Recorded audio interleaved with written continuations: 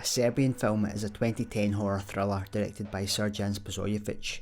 The film follows the character of Milos, a retired porn actor whom, after having settled down with his wife and child, is persuaded to resurrect his acting career for a high-paying final film directed by the mysterious Vukmir.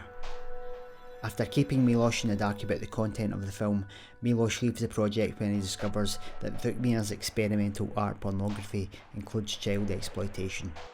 However, he is then drugged and coerced into completing the project. After waking in a confused state a few days later, Milos seeks to discover what has happened to him and his family. Whilst a Serbian film will remain notorious for its more shocking moments, the major takeaway from rewatching the film in 2021 is surprisingly how pedestrian and average the film is in terms of direction and narrative. Milos's character arc follows a well-worn trope of the reluctant anti-hero returning for one last high-risk job, and although the film takes time to establish character relationships, these feel rather perfunctory. Once the film begins its final act, it starts to pick up its tempo, but for the most part the pacing is languid and slow. The film fails to develop any real engagement with its characters, leaving its rather pompous ending feeling flat and inconsequential.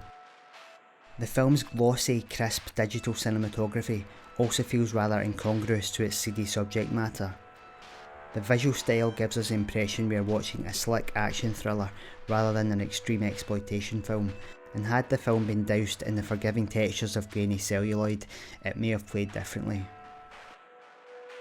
Another problem with the film is its inability to determine tone, oscillating between serious and brooding and rather absurd cartoonish buffoonery, illustrated mainly through the crazed director Vukmir, who plays more like a James Bond villain than a realistic antagonist. It is unclear if Spozojevic intended the film to play as a tongue-in-cheek satire or as a powerful thriller with political undertones, or both. Spozojevic has stated that the film was intended as a critique of Serbian politics, culture and film. In an interview with Electric Sheep magazine, Spozojevic says, quote, "First of all, this film is an honest expression of the deepest feelings that we have about our region and the world in general. Concerning our region, the last few decades have been dominated by war and political and moral nightmares.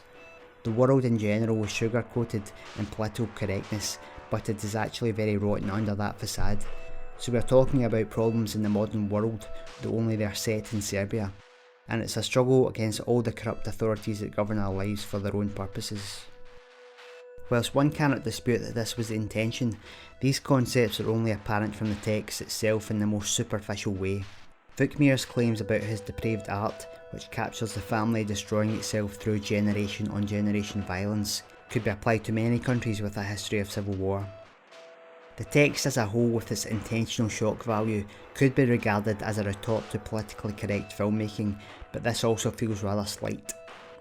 There is nothing in the film which has anything deeper to say about Serbia specifically, and it seems that the film would be more successful if it had spent more time developing its Serbian identity. In my opinion, the film's most extreme scenes of violence and gore are probably more shocking on paper as opposed to how they actually play out on the screen. But saying this, the film still has shock power in its more serious moments and will certainly be beyond the pale for the more casual moviegoer. You've been listening to Cinema Subculture. If you've enjoyed this mini review, please check out our full-length episode on a Serbian film, linked in the description. Also, please like the video and subscribe to the channel for more videos like these. Thanks for listening.